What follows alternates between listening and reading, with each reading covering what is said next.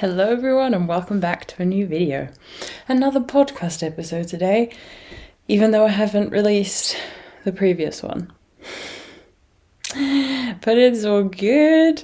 So in my last podcast episode, I was talking about the fact that, well, I filmed it because I was heading to Norwich for the East Anglia Yarn Festival, which was amazing. Separate video coming in the future.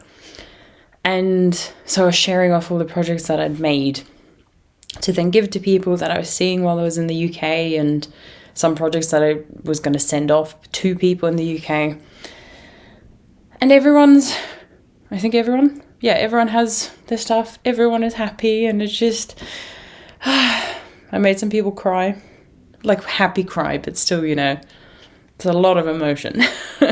And it was a really lovely time. And like I said, I've got a separate video coming, which will probably come out after this one.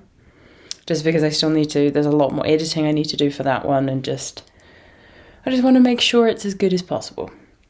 So we're back with another podcast video. I have no idea even when I filmed the last one. Was it 2 weeks ago? Maybe it already was. But I wanted to film today because tomorrow I'm heading to Austria. So today's the 8th of April. I'm filming relatively late on a Friday afternoon. It's 5:30 already, so I'm worried I'm going to lose the light, but here, fingers crossed. It's been raining, it's grey outside, but to be honest, the lighting right now is quite good. So here's hoping it, works out.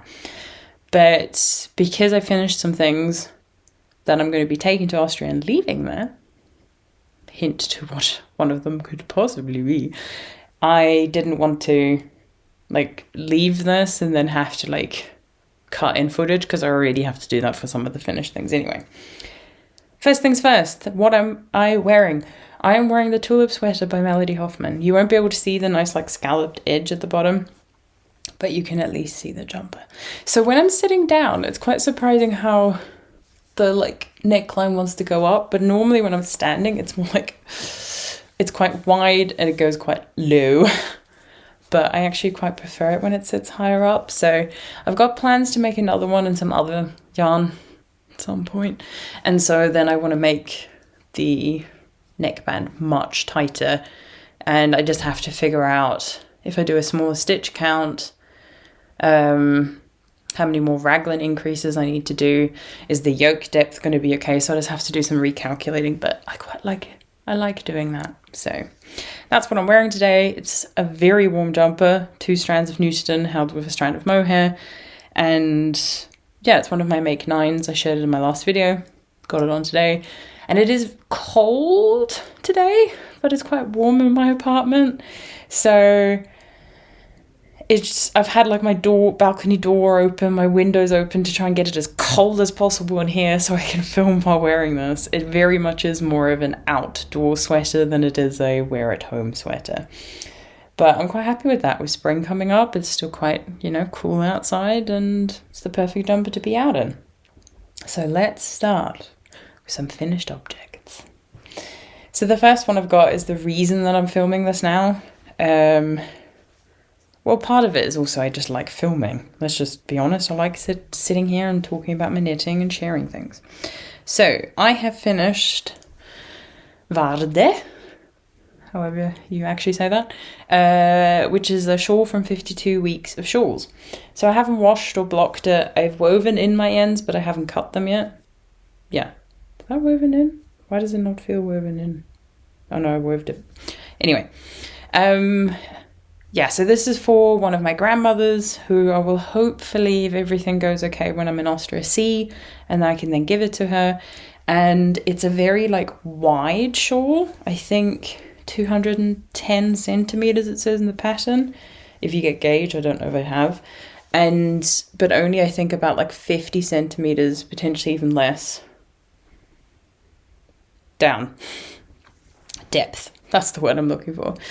So I think it's going to be the perfect kind of shawl that my grandma can just kind of throw over her shoulders if she's feeling a bit chilly, and it doesn't have too much bulk, then there's any sort of risk of anything happening, hopefully. So I hope she'll like it. I knitted it using Arwetta Classic by Filcolana in the colour Deep Red, number 139. I've spent a lot of time writing this down recently. and I was holding it double to achieve a roughly, I think it's meant to be worsted weight, and it looked nice.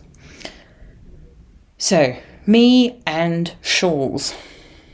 Is it a miracle that I finished this? I think so. Partly it was also relatively good planning on my part, but it's an 8-row repeat that you do for the shawl, which is both nice because for the most part you kind of remember what to do, but it also means it just gets a bit boring after a while, especially when you have to do the same 8-row repeat so many times. And each row, everything gets longer and longer, and you've just got more stitches, and it's exactly why I struggle with shawls. But this is why I do shawls as gift knits sometimes. They're much easier to keep myself sorry, just trying to take out my hair. I can stay much more motivated because I'm like, well, if you don't keep working on it, you can't gift it to the person. And I also think about the person I'm knitting for, and it just makes the whole experience so much more enjoyable. So while, like, if I made this for myself, I think I would have put it aside a long time ago and been like, I'll keep working on it at some point. And I very much think with the kind of design that it is, it's a project that you would, unless you're a very monogamous knitter, I think you very much would kind of pick this up and work on it, you know, a row or two every now and then. And yeah, but I did enjoy it, and it was a bit cruel that when I thought I finally I've finished all the repeats that it said, and then I was like, yeah, I'm on the finishing section now. What's the final section?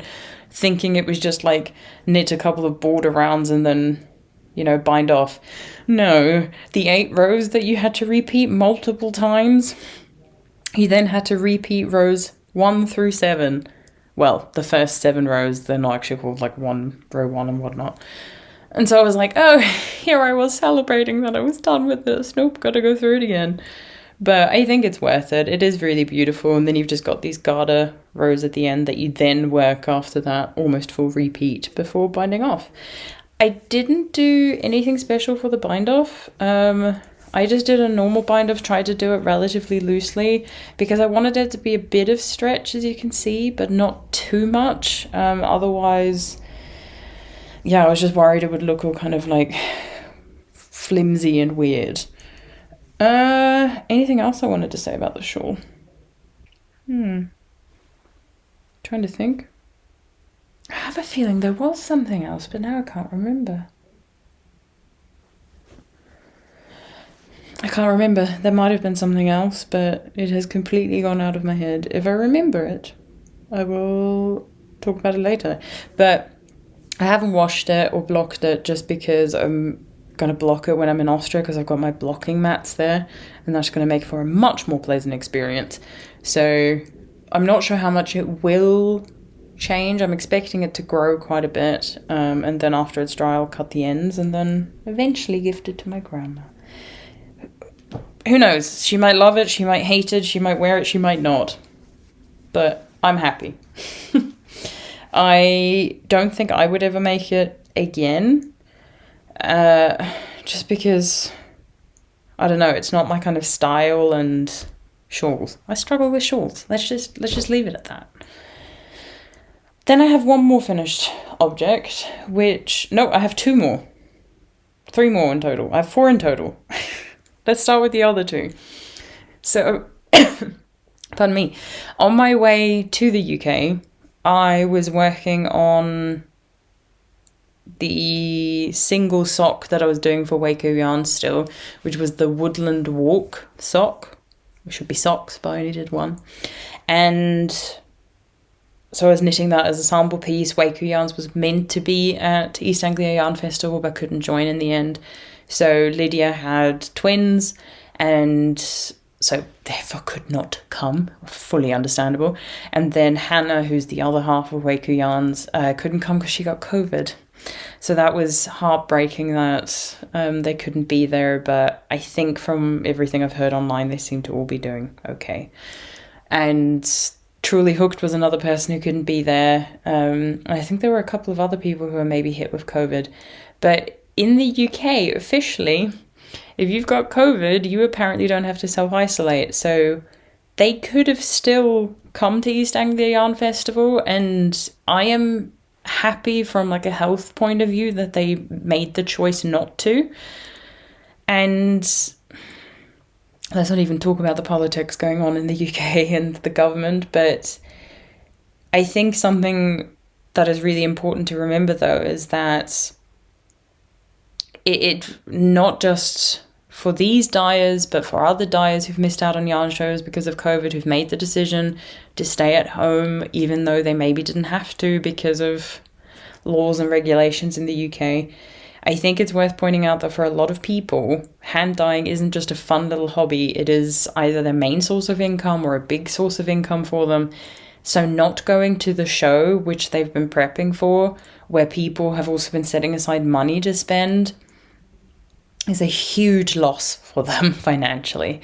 And that makes that decision so much harder to make. So I have even more respect and love for them that they've decided, to put their health first as well, because, with COVID, from what I've heard, you get so exhausted. So I'm glad they took the time to rest, but also took the health of other people into consideration, knowing that they could, infect people. So really, really grateful, really glad they all seem to kind of be recovering and getting there. And what a lot of us tried to do over that weekend was to try and promote Weku yarns and Truly Hooked, because they weren't going to make money from East Anglia Yarn Festival because they couldn't be there. And so I would kind of encourage anyone still, if you've been looking at some yarn by Weku Yarns and Truly Hooked, they also did a beautiful collab. Ugh, I'm desperate after that collab that they did. If you are able to support them, it would be a wonderful thing. I know they've got yarn shows coming up in the future, but obviously, like, East Anglia Yarn Festival was a huge hit as in like financial hit for them not being able to go. And yeah, so if we can support them, that would be great. And we were all trying to kind of promote them over the weekend and encourage people to shop online as well. But I just quickly wanted to mention that. But I did knit that sample up and then ended up sending that sock and the sock I showed last time where I did the Hermione's Everyday sock. Well, socks is what they're called, but I did one. I sent those to Lydia. She's got them and she was really grateful that I've sent those to her. So they've got those sample pieces now. And then I also did the finished, I think I'd already shown the first one off, but I finished the pair of West Yorkshire spinner socks in the colour Wood Pigeon for my friend, sent those off. They were happily received. And I didn't take pictures from what I remember, but I think I have footage of at least the Woodland Pigeon socks. Should do. So I finished those. I was knitting the Weku yarn sock on the way to the UK on the plane. And I got to the point, so I flew via Amsterdam and then straight directly into Norwich from Amsterdam. And as we were starting to kind of like make our descent into Norwich, I reached the end of the toe decreases and had to do the Kitchener stitch. And I was like, I'm going to record this on the plane. How cool would this be? Like an epic reel. But it didn't work out. I've never had issues with Kitchener stitch before, but that time I did because I was stressing. I had like the table up and everything and was trying to film. And they were kind of like walking through and being like, no, tray tables have to go up, seats upright position, all of that. And it then just got really hard to continue filming, especially when I noticed I did an extra decrease on one side. So then I didn't have the same number of stitches, top and bottom, as you do the Kitchener stitch. So I had to like undo it, and I filmed all of that as well, and then tried to do it again and it wasn't working. And then I just left it for when I had checked into my hotel and either did it that evening or like the next day or something. But it was sort of funny. I've got the footage. I'll probably include it in the East Anglia Yarn Festival like vlog that I've got coming up. And yeah, you can just laugh at my mistake and my misery. But so that didn't really work out. I mean, I am thinking about still making a reel out of like the first bit, just not having the finished object at the end because I made a mistake. Anyway.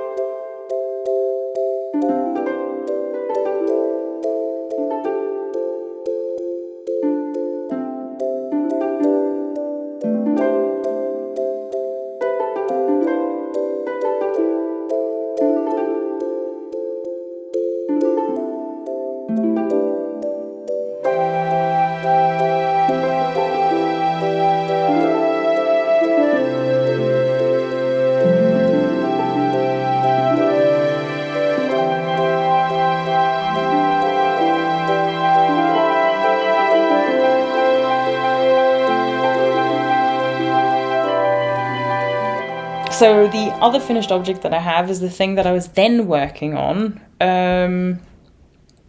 after on the way back, on my flights back via Amsterdam again, back to Frankfurt. And that's the other thing that I wanted to say about the shawl that I finished. I had calculated before I went to East Anglia Yarn Festival how many rows I had left to do and how many rows I'd have to do each day to get it done before I head to Austria. And I love doing things like this because I'm a very logical person for the most part. I'm a scientist, and so I just like maths and all of that and numbers. And so I had 64 rows to go and calculated that as the rows get longer, if I start with 4 rows a day for a week, then move to 3, then move to 2, there's not that much stress. I can all get it done with plenty of time and just knit on it a little bit every day. But then with the socks and then with this other finished object that I'm about to show you, I just didn't get a chance to knit on it at all while I was in the UK. And then I came back, had a whole weekend of finishing this project I'm about to show you, and then I picked up the shawl again and was like, well, I'm behind. So kind of caught up, and then was so in the rhythm of kind of pushing with that shawl that I was like, no, we're just going to keep going. We're going to try and get this done. But there's something for me that when I really need to focus on a project and I'm struggling, if I kind of set myself goals of a certain number of rows every day, I find it so much easier. Because if I've set myself a goal and it's relatively small and realistic, I'm more likely to push past it, and I have this strong desire to stick to it and kind of complete that goal, just to be able to put that little line, yep, I did the thing I said I'd do. So satisfying. But anyway, on the flight back to Germany, I was working on the test knit I showed last time, which is the cardi jumper, and it is done. Other than it doesn't have buttons, so I can't show it off properly, which is annoying. The buttons, like with the story I told last time with the Moorland cardigan, the other test knit I've done recently, the buttons are in Austria. So I'm going to take it with me and maybe take some pictures there. I also think it's going to be a piece I'll enjoy wearing in Austria as long as it's not too warm. So the yarn that I used to get this beautiful green, multi-dimensional colour is Holst Supersoft in the colour Larch. Yes. I had a 500 gram cone and I've still got plenty of yarn left to do something else with it. And the mohair that I used is Knitting for Olive in Dusty Sea Green. And I love the yarn combo that I've got. And the beautiful thing with Holst Supersoft is after blocking, when it's dried, it gets so much softer. It's amazing how much softer it gets. If you're a merino, cashmere, silk kind of fan, it's not that kind of soft. It's just when you compare it to how it feels here to how it now feels, it's amazing. But anyway, the beautiful thing about this design that I got to test knit and what drew me to it is just the whole kind of construction and design in general. So you've got this kind of beautiful raglan stitch that runs down your shoulder. And then you've got a relatively wide opening. It is a V-neck cardigan, as you can see here. And you can wear it either with the V-neck in the front and have it open as a cardigan closed, or you can also wear it this way around as more of a jumper and have the V in the back and the buttons as well. And it's just a beautiful and elegant design. And I mentioned last time I've steeked this. So I've got my little steek bit here, and I did that after I worked everything flat front and back and was joining it in the round, joining the front, 2 fronts to the back again after I reached the underarm. I then cast on 5 steek stitches. This is why you've got a bit after the V-neck where I don't have any steek stitches and then the steek stitches start. If I did it again and I would like to make another one of these, I would join the fronts together once the V-neck increases are done, just to get it a bit smoother. The good thing about this is that the steek stitches start under my bust, So they're kind of hidden away and you can't really see the extra bulk of it. But it would just be nice to have it consistent throughout the front. So I needed a bit more time than we had for the test knit, just because small needles, I was testing the biggest size. I just couldn't get it done on time, and I was knitting like a maniac on the plane. I was trying to finish the body on the plane and then still had a sleeve to do before the final like I-cord edging. So I was knitting on the plane, knitting for like that whole weekend to try and get it done, and give some feedback on the size. And I did do a post about this on Instagram with the release, because it is out now, about the whole size inclusivity thing. I think I talked about it in my last video as well, so I don't want to go into it again. If you have questions about it, please get in contact. But yes, I am the biggest size, but there is kind of reasoning behind it. It's her first design, it's a very ambitious design, and you know, it is hard to design for any body shape and size that isn't yours, whether smaller, whether bigger. So I think it is better to ensure that the sizes you have a really good fit. And then, you know, as she's able to build up her confidence a bit more and design more, she can then start to include more sizes. And that is something she does want to be. She does want to do. She wants to be size inclusive. And that's what's important to me. Let's encourage those designers, build up, you know, a repertoire, if you will, and develop those skills. And then to be able to go back. So we've seen other designers like Petite Knits who went back and offered a lot more sizes. And Petite Knits is a designer who has a lot of experience. And she wasn't size inclusive until a really long time ago. And some designs still aren't size inclusive. So, you know, we tend to put a lot of, I said I'm not going to talk about it and here I am. But we tend to put a lot of pressure on people, and to be able to encourage designs as beautiful and as unique as this, we sometimes have to be a bit lenient and understanding. And the important thing is, you know, that in the future there will hopefully be these designs, and if not, then that's a conversation to have then. But you know, for now I am happy, and I can't wait to see what else she comes up with. And hopefully as she starts to feel more comfortable and builds up also the amount of people who know her, then she's hopefully going to be able to find testers who can test the bigger sizes. So the main kind of, it's not really an issue, but for me, the neckline is wider than intended. So for me, it sits out to about here and is meant to be just a little bit further in for me. Now that's because I've made a size that is slightly bigger than intended. So the ease still works for me, but based on like my shoulder width, and she gives instructions for how to find your size. The ease at my bust is a little bit bigger than it's meant to be, and my shoulders aren't as wide as the size requires, and that's why this is a little bit wider than I would have wanted. And that's something I can tweak for the next one.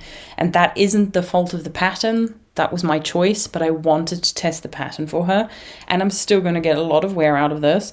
It's just going to be, you know, a slightly different fit, but that's fine. I'm happy with it. And I think it is absolutely beautiful. I can't wait to get buttons on this and get wearing.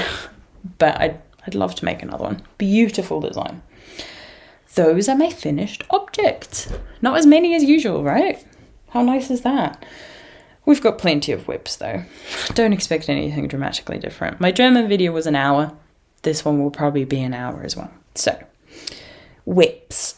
Let's start with I think I've only got 2 that you've seen before.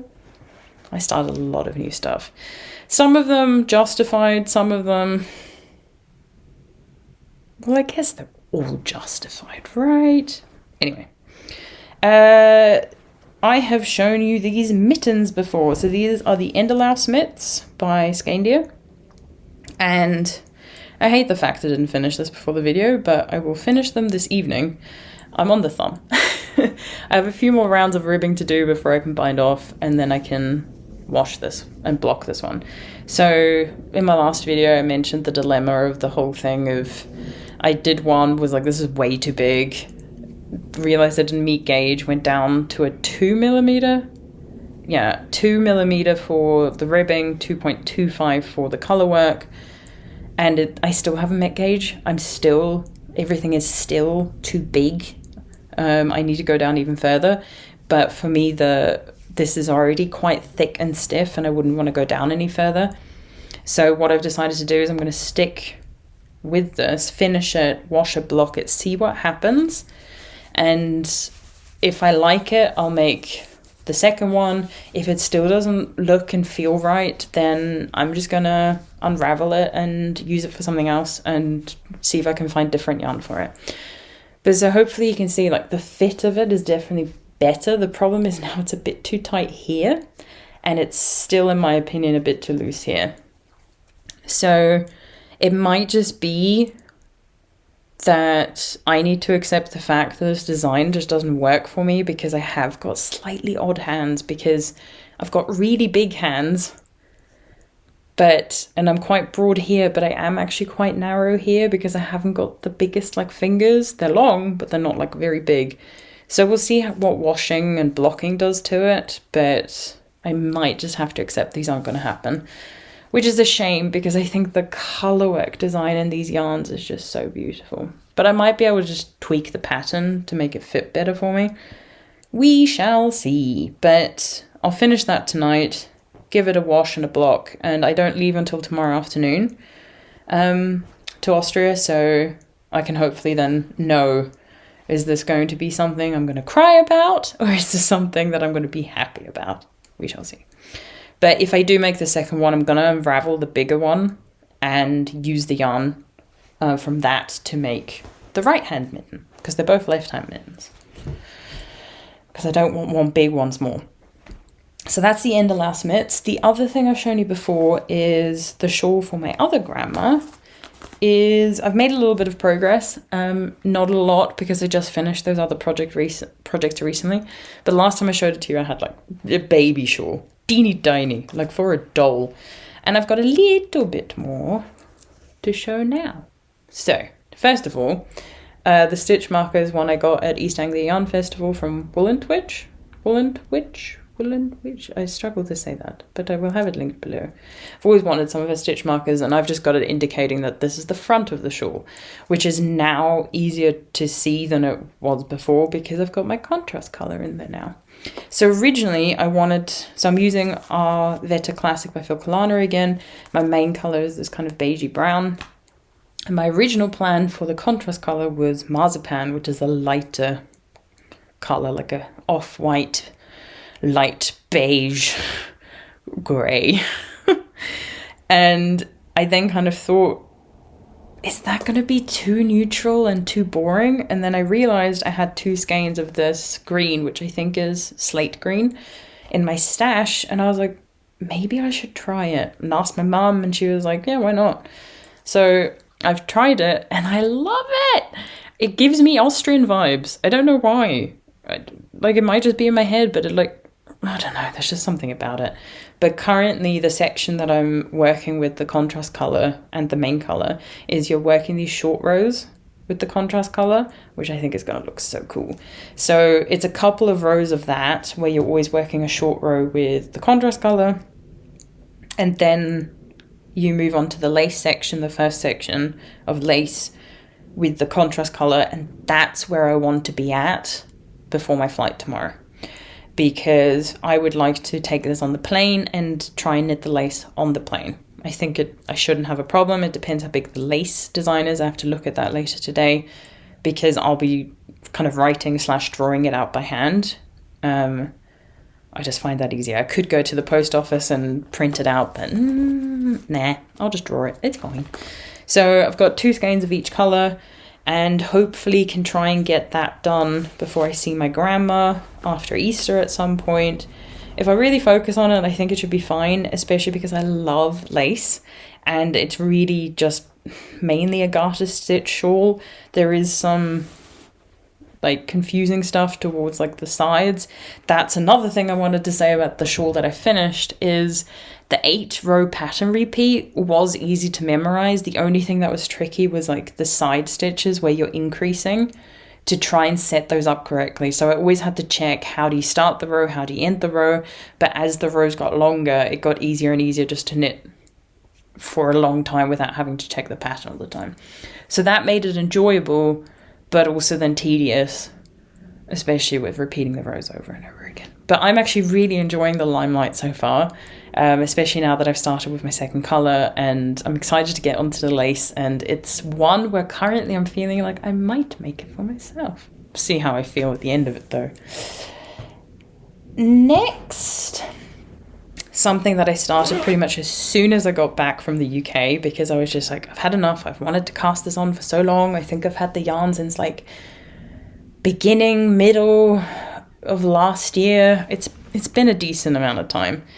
Is some yarn that I've got from Weku yarns. So I've got this bottom one, which is blowing out a bit, is called Nanyo, which means friend, and this top one I think is called Volta River. It will be below. And I think the bottom color especially I love my hair, I tell you, it gets everywhere. This bottom color, which is like a light creamy one with some light green, a bit of pink, a bit of purple and blue. Oh, it's so pretty. And they're both DK weight. They're superwash merino, 100%. And I bought them because my mum had made the Elve slippers from 52 Weeks of Socks. And she was raving about the pattern, saying how much fun it was. So I knew I wanted to make them. I bought the yarn specifically for that. And then just didn't knit them for so long. And then I got back from the UK and was like, I've had enough. I kept looking at the yarn. I was like, it's happening. It's finally happening. I specifically brought them with me to Germany so I could make them. And I've got one already. Isn't the design stunning? It was so much fun to knit. You start with the heel and then you eventually like split for the opening of your foot and then work the rest of the foot and the toe. And the colour work was so much fun. And even though it's superwash merino, it was still quite easy to do it because it's thicker yarn.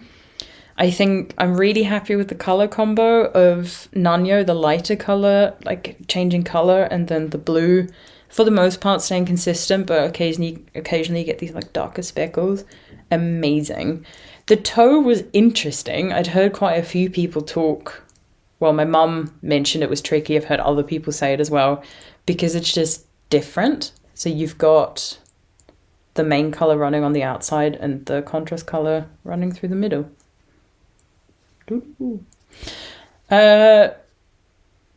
Not the easiest pattern to follow, but if you trust the process and do what it says, I think you'll be okay.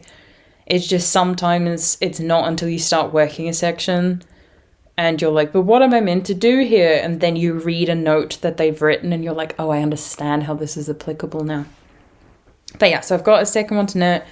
The ends are woven in. I haven't blocked it yet, so I haven't cut them off because I don't want to block it until the second one is done. But I think I did it in like an evening or two. I might have done the heel in one and then the rest of the sock in the second evening, and it was so much fun. I'd love to knit the second one while I'm in Austria, but the problem is if I take the yarn, I'm going to have leftovers. I don't want to leave them in Austria. I want to bring them back with me. And it then also means I'd be taking the slippers like back here again, and it's just, I'm like, there's other stuff I want to bring. So they will be waiting here. Oh, pardon me. They'll be waiting here for me to knit on when I'm back, but they won't take long at all. Then something that I've shared the swatch for before is for the Satsuki jumper by Sari Nordland, which is one of my Make 9s. I shared the swatch and was really happy with it. It was like a fluffy, pretty teddy bear. And I'd been kind of waiting to cast that one on because I kind of had a lot of other jumpers I've been working on and just was like, I'm just not feeling it yet. But then the pomegranate girl, lovely Annie, started a knit along called The Story Knits Cal. I'll have the hashtag and everything, and her channel and Instagram and everything linked below. And with the knit along, I think she has prizes available. I never do knit alongs for prizes. I do them for like the community feel and to kind of encourage myself to get the projects done. And I just like the idea of like, it's almost like having a goal. Like not only is it like my goal is to make this jumper, it's now like, ooh, it has a theme. Like I have a reason, another reason to get this done. So the knit along is all about making something either with yarn that's inspired by some kind of a story or film, book, something like that, poem. Loud music. We'll wait. Thank you. Or that the design that you're knitting is inspired kind of by a story or a movie, a poem, whatever. And because the jumper, Satsuki, is inspired by my neighbor Totoro. I always say that wrong because I normally say Totoro and I think it's Totoro. Anyway, it's inspired by that film. The whole Amirisu magazine that pattern comes from is inspired by movies. So I could have, technically speaking, done any of those designs, but this was part of my Make 9. And I was like, ooh, double dipping, I like it. And all I've done is done the provisional cast on and knitted like 2 or 3 rows. So there's not much to show. I have to, it's worked top down, but I think it has a drop shoulder design. So, or maybe not dropped shoulder, but at least has like a set in. It's not a raglan, let's put it that way. So I start with the back and then I pick up stitches for the front and work all of that. So I haven't done much, but I really wanted to cast it on because the CAL runs until I think the 21st of June. So I just wanted to be part of it. And I love the idea. I think it's wonderful because I really love reading and I love movies. So the yarn that I'm using, I bought here in Griesheim in Germany in the local yarn shop, which I think is called Wollzauber. So this top one here, which is my like fingering yarn, German video, confusing me again, is Ikapuno, and this bottom one is a slightly thicker mohair called Brigitte number 3. Both of them are by Lana Grossa, very common here in Germany, Austria too. And yeah, I just love the yarn combo. You'll see hopefully more next time. And it's literally like a teddy bear. It's just unbelievably soft and amazing. Then we have got my sort of shame. My shame, you may ask. Well, I've got a test knit. So I've been doing a lot of test knitting, and I always kind of say like, I'm not going to do as much test knitting anymore, but I'm just like, no, I'm a liar. Soon as I say I'm not going to do as much test knitting, I'm not going to knit as much for other people, I'm not going to buy as much yarn, that's when I set myself up for failure. So we're just going to stop saying that. I enjoy test knitting. I test knit things where I know I'm going to buy the pattern. I'm trying to test knit mainly things where I think I can knit mainly from stash. It doesn't always work, but it's really designs where I'm like, oh, I've wanted to make something like this. I might as well then, you know, provide some input to the designer, because I know how important it can be to find test knitters, and it can be a struggle sometimes. So I have seen the jumper version called the Love Magic sweater, jumper, pullover, one of those, by Disco Stitch. I own the pattern. I have yarn for it. Haven't knitted it yet, but I really want to. It's absolutely stunning. You get the big bell sleeves or the small bell sleeves. I'm definitely the small bell sleeve kind of gal. I don't think I'd wear the big ones. I don't think I'd wear the big bell sleeves, so I was like, I'm going to be making small ones. And she's now test knitting the dress version.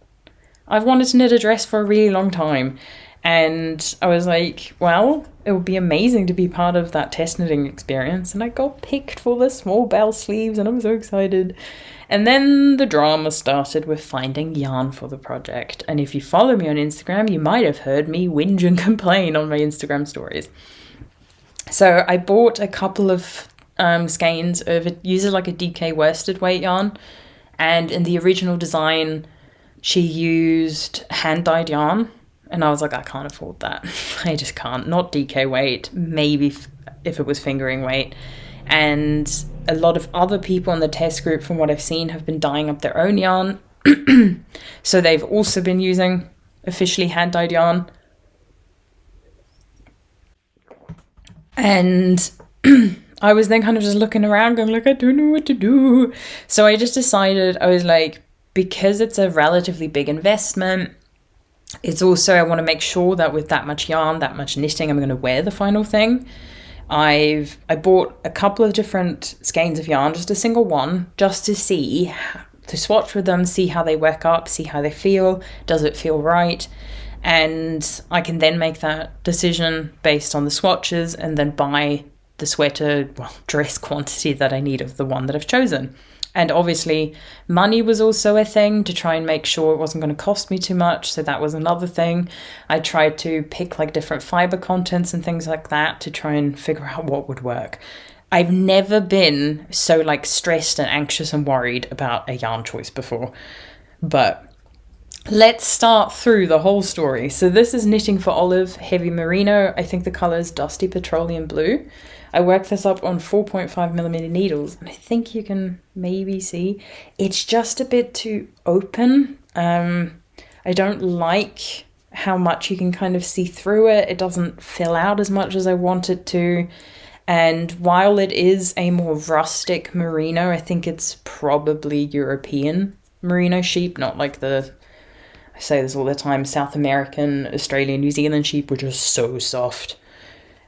It is a different merino, and I don't mind that. It's still a very soft yarn, but that's the problem. It's a very soft yarn.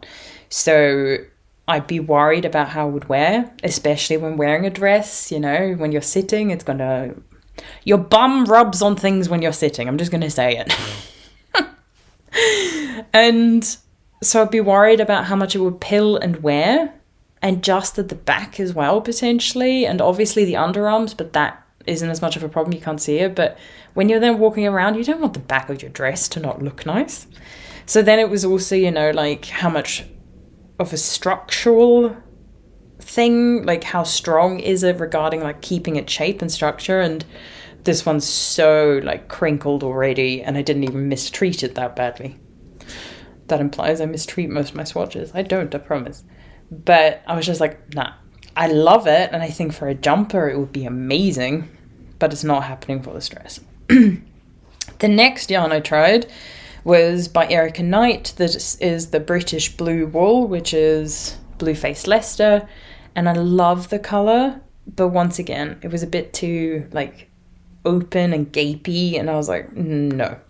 And BFL is kind of like, in my opinion, when it comes to softness, it's the next step up, down, depending on how you want to view it, as in like it's a step away from softness. But in my opinion, it's like the next one to try if you want to expand beyond merino, because I think it's still very soft, but it is just a little bit more rustic and rough. Especially if you're going for superwash, it's an even like smaller step than if you're going to non-superwash. But I think it's just a beautiful, beautiful breed. But I was just like, nope, I'm not feeling this either. It would once again be beautiful in a jumper, but I was like, nope, I don't like the fabric for a dress. Then I tried the third skein I bought, which was from BC Garn. This is Northern Lights, which is 80% wool, 20% silk. So I was hoping that the silk content would kind of give it a bit more of a like structural integrity, and it definitely did. This is probably one of my favorites. It is bigger, so I didn't get gauge with this. It's too big. I used a 5mm needle. I'd have to drop down to 4.5. But I didn't like the color, and I looked at the other colors, and because of the silk content, it just doesn't take dye the same way that wool does, and so it just kind of creates a different effect. And I was like, I don't want that for this dress. I want a very uniform color because of the kind of lace detail that you've got. And I also quite like the look of it on 5mm needles, and was like, I'd be worried about what it would look like on 4.5. So I was like, okay, great. Not that one either. I had one more left, but looking at it, it was 100% Romney, I think, from the fiber company called Law. I might have the yarn here. Not that I shared it in my German video. So bad. Oh yeah, there it is. So there's this one here, and just from the look of it, from how the other ones were swatching up, like, it's stunning. Not for the dress. Not going to happen. Not because of the rusticness, just because I knew it would still not have the structural integrity that I needed. So then I was looking through my stash, going, what other yarn could I try, but so I don't have to buy more to try. And then if I need more, I'll just buy extra.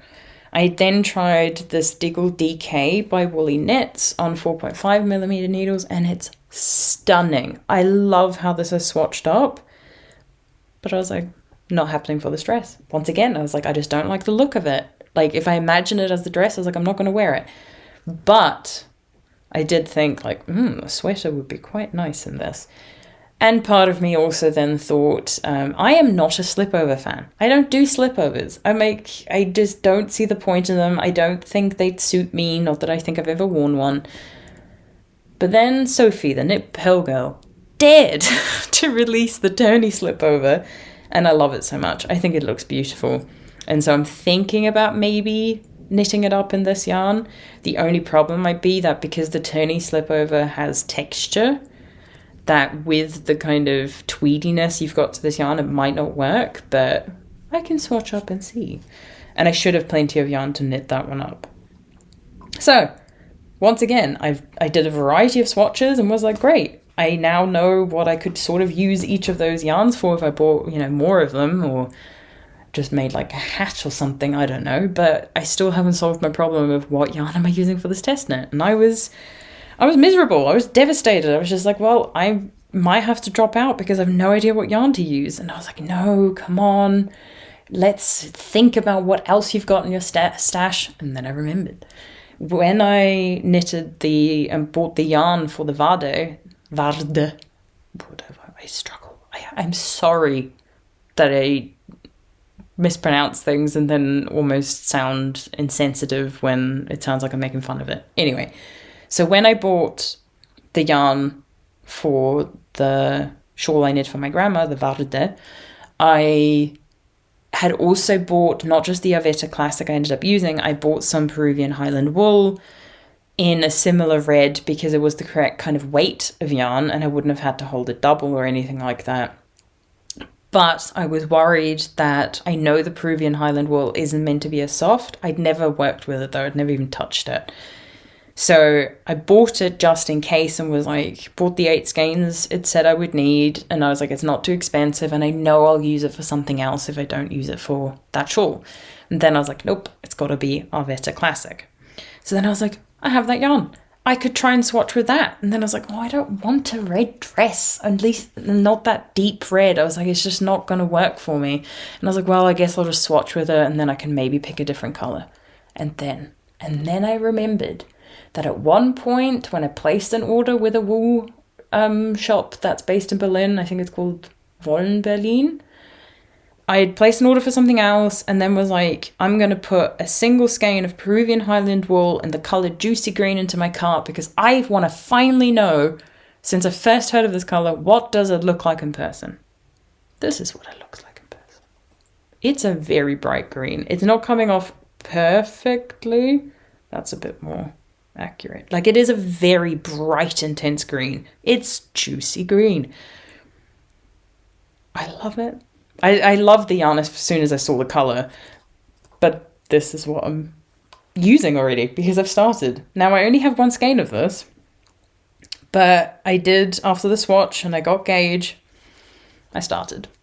So it's a raglan construction. I haven't done much of it yet because I'm almost out of my first skein. There are only 50 grams. And the reason I haven't worked up all of it is I doubt I'm going to get the same dye lot when I order it. So I want to try and alternate for a couple of rounds if there is, just in case if there's a bit of a colour difference. But I love it so much and all I want to do is work on this and I can't. I think I have until July to finish it and I've got other test knits that I need to focus on. And also with me going to Austria, I'd have to order the yarn from Germany to Austria to bring it back to Germany. And I was like, no. And it took me so long to make a decision about this yarn, I hadn't ordered it yet. And because this was literally like just the other day that I knitted this in an evening. And it's got a twisted stitch collar, and that probably took the longest. And it is meant to be quite a tight fitting neck, so I think it is going to be quite close lying, and I love it. But I'm going to order the yarn like a day or two before I'm back in Germany, and then I'll be able to knit this up quite quickly. I'm not worried about it. It's on 4.5mm needles. It's absolutely beautiful, and it just makes me happy. So I finally found my yarn, and I will definitely wear this. It's very bright and punchy, but I'll wear it because I love that colour.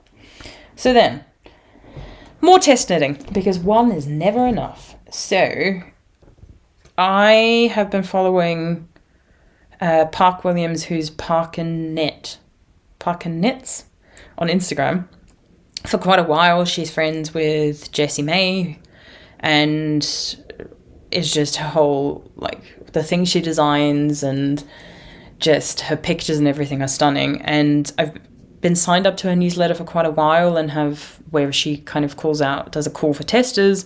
But it would always kind of happen at a time where I was like, not now. I wouldn't have yarn for it. I'd have to buy it. And then she did a call for testers recently, and I immediately applied. I was like, I don't even care that I've got other test knits already.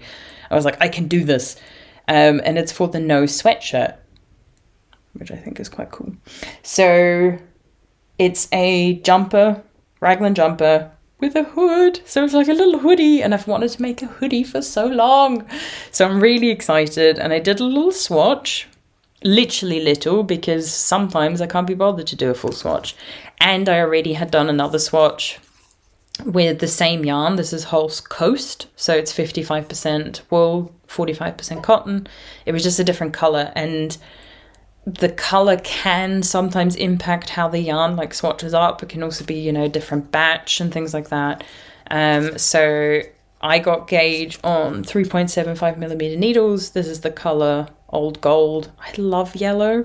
Yellow was probably one of my first color loves, other than green and blue, and I love so many colors. But yellow I really did love, and I just never buy yellow yarn and never wear yellow handmade things. I'm like, that needs to change. So did my swatch and then immediately started. I should also say, I can't believe I got picked for her test knit. I'm so happy and so excited. Oh, it just makes me happy, like I said. But this is how much I've got so far. And you're seeing the front. So it's not a lot yet because I started this 2 days ago, I think. But I love how it's working out. So the stitch markers that you can see at the front here and the one at the back, I think are for when you do the hood later on. But currently I'm just doing the raglan increases. I've still got quite a few to go before I'm anywhere near splitting for sleeves, but I'm enjoying it. It's, like I said, Holst Coast. I've got a cone of this one as well, 500 grams, and I'm holding it double, so I've wound off some of it here. And I am going to bring this with me to Austria because the deadline for this is sometime in May. And I just want to try and get as much done of this as possible. And I'm also just enjoying it. So I'm not going to bring the whole cone because 500 grams of yarn. No, too much space in my suitcase. So I'm just going to wind off some of it. And if I end up working through all of the yarn, well, I'll just have to wait until I'm back here in Germany to keep knitting on it. The only other thing to say is you actually, at the end, wear it with the wrong side of your wool out, so the purl side, and then you get, with the way you've done the increases, I love how it's created that raglan seam. It's so beautiful. And so just a bit more kind of textured, but I also think it gives it a bit more of a relaxed, casual look, and I think it's stunning. It's going to be amazing. And then I also want to show off one of the stitch markers I have on here, which I got from Adventures in Yarncraft. Lovely Laura gave me this when I bought some things from her. She was like, pick a stitch marker, and I was like, thank you, it's so pretty.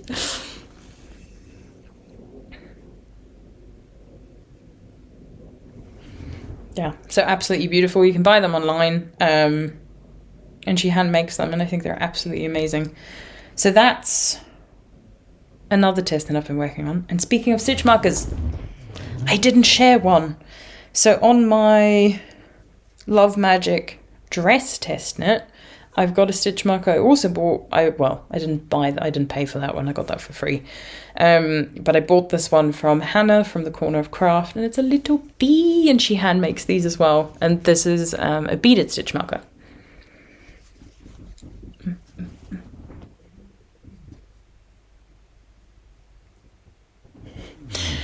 I also just had a little giggle because it's a beaded stitch marker.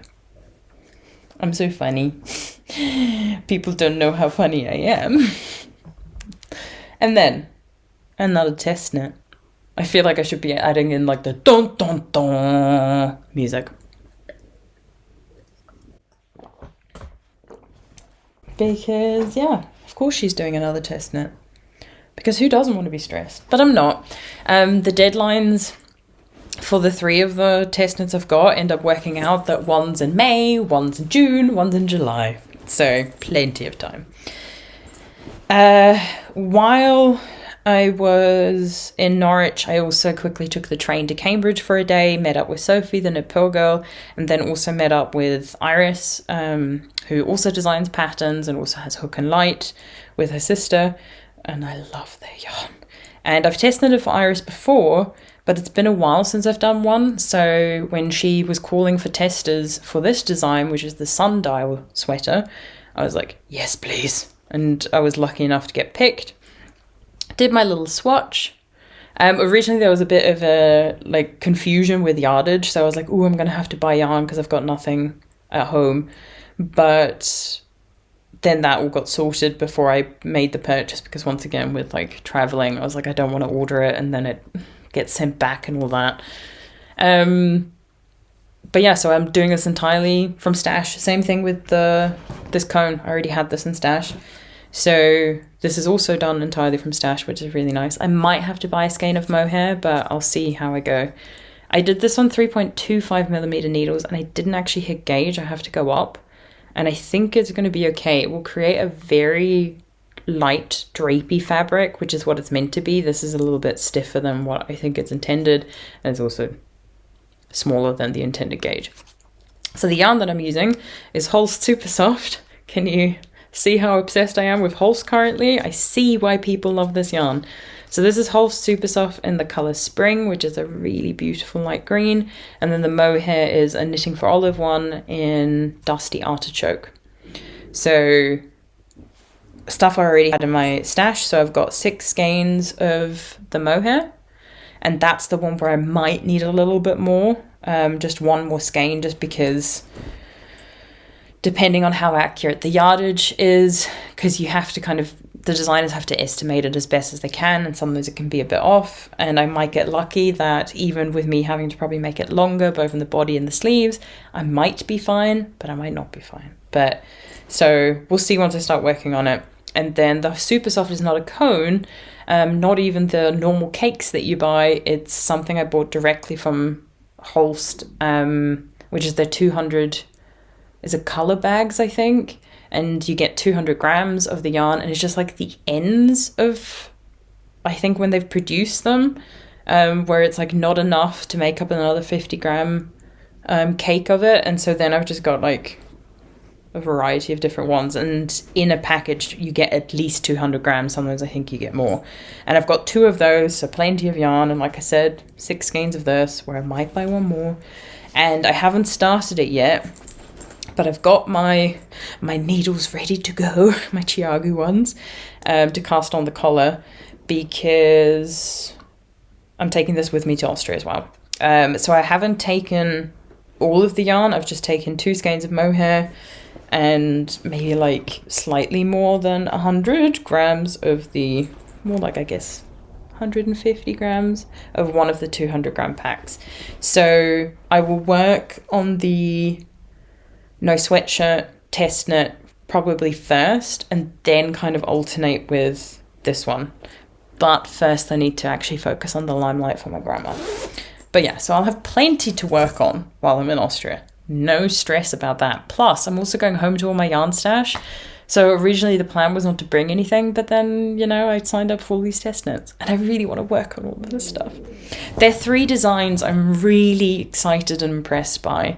The sundial sweater, I've included a picture. It's just such a beautiful yoke. And I'm also really tempted whenever I see that I can do a test knit straight from stash. I'm like, that gets me really like happy and excited.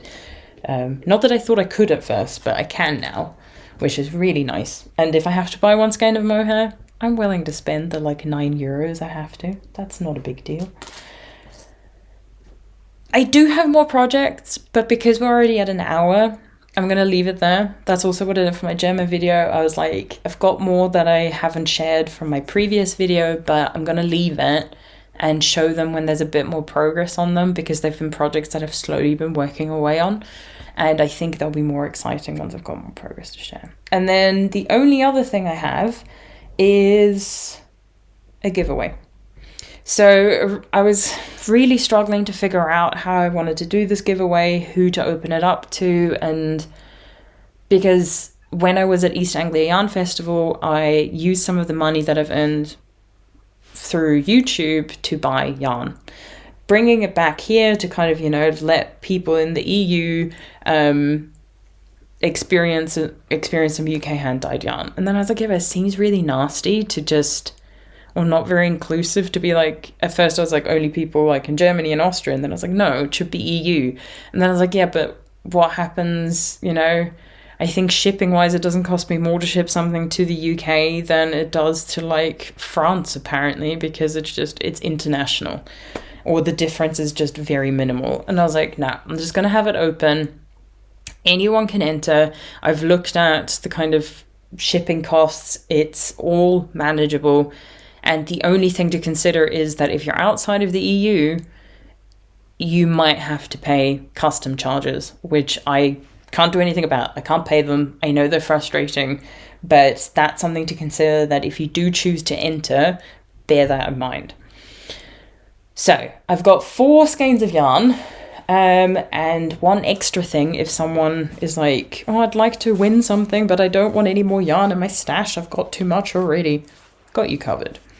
So I'll show everything first, and then I'll explain how you can win. Well, you don't win everything. That's the first thing. I've got 5 prizes.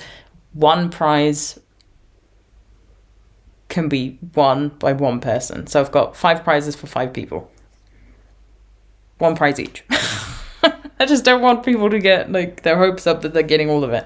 I prefer to do giveaways where multiple people win, because otherwise I'm like, 1 person out of my subscribers is such a small percentage, and even 5 subscribers from my, like how many I have, is still a very small amount. So I'm like, I want to be able to give back to people. It's a thank you for all the support and everything. So the first skein of yarn is from Ducky Darlings. Ducky Darlings is a hand dyer. Her name's Hayley, and she's the first person I bought hand dyed yarn from. And it kind of sparked a love that still goes on now. Sadly, I didn't buy anything other than this skein when I was there, but I'm hoping if she's at Yarndale and if I get to go to Yarndale, I might be able to have saved up some money by then to buy some yarn from her, because I love her colours. I own a lot of her stuff and have knitted with her quite a lot. But so I was like, only fitting that I buy something from Ducky Darlings. So this colour is called Summer Borders. It's a 75-25 superwash merino nylon in these really beautiful spring colours. I love it. And speckles is something that Hayley does so well, so I was like, it's got to be part of the giveaway.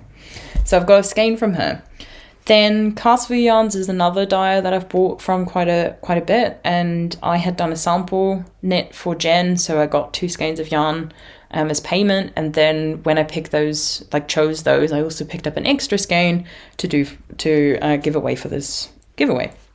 So this is Raindrops on Roses, and is the same sort of base, 75-25 superwash merino nylon. So you can make socks with it, but you can also use it as a 1 skein shawl, or mittens, a hat, lots of things, color work, in a jumper if you want. And yeah, Raindrops on Roses, you can see it's got like pinks and everything, but also beautiful green.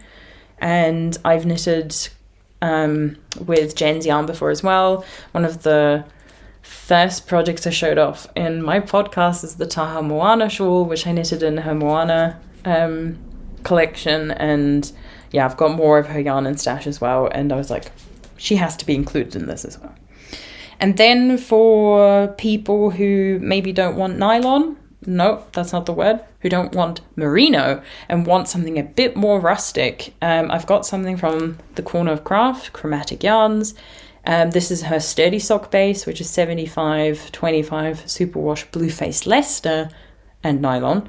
And this is what I was saying, that if you want to take a step towards more rustic yarn, this is probably what I would go for after merino. And the colour is called Rose Keep. So Hannah dyes yarn inspired by Dungeons and Dragons, and this is just very different for her, and I love it. I've bought quite a bit of her yarn, sometimes the club colours, also some other ones, and I love D&D, and I just love the yarn that she dyes. So I was like, once again, a dyer that I have to include in the giveaway. And then the final skein, where you're probably all like, why hasn't this dyer come up yet? Why hasn't this? Has to be part of the giveaway, surely. It's the Fiber Fox, of course it is. And at first I was kind of going like, oh, I'll go for one of her like standard, like long time running colorways that it's like you think of that color as soon as you think of the Fiber Fox. And then I was like, no, it's not a Fiber Fox giveaway. It's a Nina Maria giveaway. So it's a green. And this is called Philavandrel and is this beautiful greeny, yellowy, just, oh, so much depth and such a beautiful skein of yarn. This is also 75% superwash merino, 25% nylon, but it's their luxe base, so it's a much softer merino. So if you're someone who's a bit more sensitive to yarn, this is the skein that you will be wanting.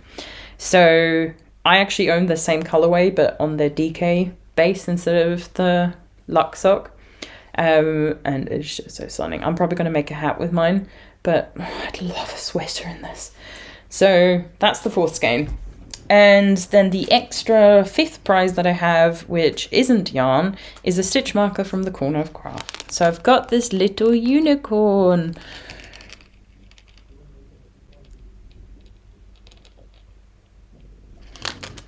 Absolutely adorable. I love Hannah stitch markers. So I love Hannah stitch markers. I own quite a few. I've bought my mum a couple. You saw the bee before that I bought at East Anglia Yarn Festival. And I just thought, I don't know, there's something about the unicorn where I was like, it's just really cute. I'm not a huge unicorn fan, but I love this. And while it might be, you know, some people are like, oh, it's very childish and very girly and whatnot. I'm like, I think it can just be really fun and magical for any project. So that's something you could win if you don't want any more yarn. It also means I can probably just send this in like a little envelope, and the value of it is also lower than the yarn, so you might not get hit with custom charges. It would just be a shame if anyone from the UK enters this and wins one of these skeins of yarn and then has to pay like customs on top. Well, you just have to pay customs. I've paid for everything else, but that is kind of like coming back, but you know, it's up to you. And the way you can win one of these prizes is you just need to leave a comment below, specifically stating you want to enter the giveaway, because I only want to include people who really want to win something, because some people might be like, it's not my style, I don't need this, or you know, they don't want to pay the customs if they get hit with it. So if you leave a comment just stating you want to enter the giveaway, and then also if there's any specific prize that you really, really want, state that. And if there's also something where you're like, I really don't want it, like if you're not a fan of beaded stitch markers, or if you're like, I can't handle BFL, or I would only want to win if I win this because I have sensitive skin or something, you don't have to explain. You can literally just state whichever prize you'd really like to win and which ones you wouldn't want to win. And then what I'll do is, once I pick the 5 winners, spread across the German video and this video, just for full disclosure. I will then, after I've picked 5 winners across the 2 videos, try and figure out, is there a way that I can arrange the prizes? And if not, then I'll get in contact with people and be like, is there any leniency with the things that you want? But the more information you give me about like almost ranking the prizes, the easier it makes it for me. And if you say there's one where you're like, I can't use it, wouldn't use it, don't want it, it then just makes the whole thing a lot easier. So that's it. That's all you have to do. Just write a comment stating, I want to enter the giveaway. I'd love to win this. Do not send me this if I am a winner. And that's it. So I wish it was more. Hopefully something I can do next time. Like I said, Hopefully I can get to Yarndale in, I think it's in September, because I really enjoyed it last year. And hopefully, you know, have some more money coming through from YouTube and I can buy some more things for you all then. But thank you very much for watching. I'm not going to talk about anything else right now. This video is long enough and I need to finish all my packing and finish my mitten so I can block it and get an idea of if it's going to work out. And I've got plenty more ideas for videos, so do not worry. You've got a lot of content hopefully coming your way. Depends how busy I am over the next, well, weeks and whatnot. But I have got plenty of ideas and hopefully I can get them out to you. But yeah, so the giveaway really is just, you know, thank you for watching. There's a lot of podcasts out there, so it's nice, you know, when people come and watch this one. And yeah, thanks for giving me the opportunity to talk about my love of yarn and knitting. And, you know, it's now resulted in me being able to buy yarn with money that I earned because of you all. So, yeah, just a chance to give back and say thank you. And I'm going to stop talking now. I need to eat something. It's 6:30. I'm hungry. I need dinner. So, hope you're all well, hope you're all safe, and I will see you in a future video. Bye!